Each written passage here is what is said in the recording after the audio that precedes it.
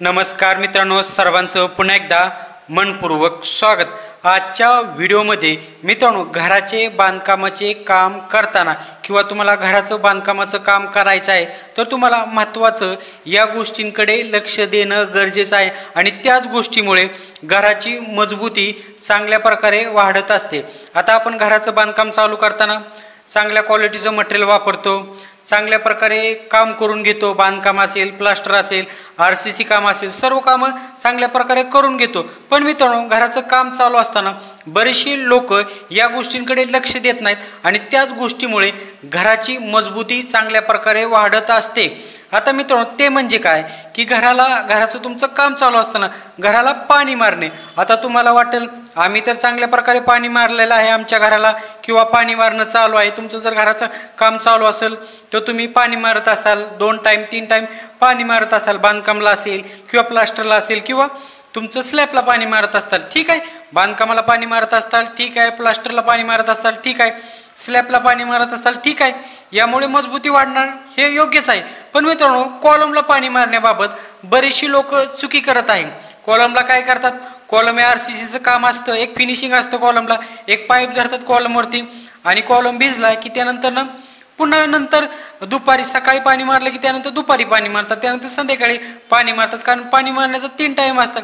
पण मित्रांनो, कॉलमला ज्यावेळेस तुम्ही पाईपनं पाणी मारता त्यावेळेस मित्रांनो कॉलमवरती जास्त पाणी थांबत नाही, ते लगेच पाणी कॉलमवरती पाणी असतं ते सुकलं जातं आणि कॉलमची मजबूती मित्रांनो पाहिजे एवढी होत नाही, कारण कॉलमला पाहिजे एवढं पाणीच मिळत नाही। बांधकामाला ज्यावेळेस आपण पाणी मारतो त्यावेळेस विटामध्ये पाणी मुरलेलं असतं, त्यामुळे बांधकामाची मजबूती चांगली होते। प्लास्टरवरती सुद्धा आपण पाणी सोडल्यानंतर प्लास्टर सुद्धा मजबूती होते आणि स्लॅबवरती तर काय करतो आपण, डायरेक्टली पाणी सोडून देतो भरपूर, त्यामुळे स्लॅबला सुद्धा चांगले पाणी बसतं, बांधकामाला सुद्धा चांगलं पाणी बसतं, प्लास्टरला सुद्धा चांगले पाणी बसतं। पण मित्रांनो, कॉलमला चांगलं पाणी बसत नाही, कारण कॉलमला फिनिशिंग असतं आणि पाईप आपण धरल्यानंतर त्यावरती पाणी डायरेक्ट खाली येतं आणि कॉलम सुकले जातं। आणि मित्रांनो, कॉलम आपल्या घरासाठी खूप महत्त्वाचा होतो। बांधकामाला पाणी एक वेळेस कमी पडलं तरी थोडंफार क्रॅक जाऊ शकतं, प्लास्टरला कमी पडलं थोडंफार क्रॅक जाऊ शकतं।